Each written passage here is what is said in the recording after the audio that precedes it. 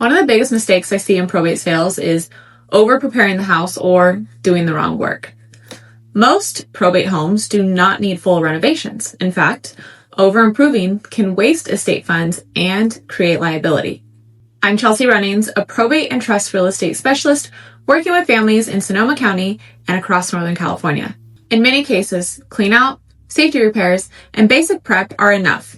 Before spending money, consider a few things: the condition of the home, disclosure requirements, and whether upgrades could create liability or have a return on money.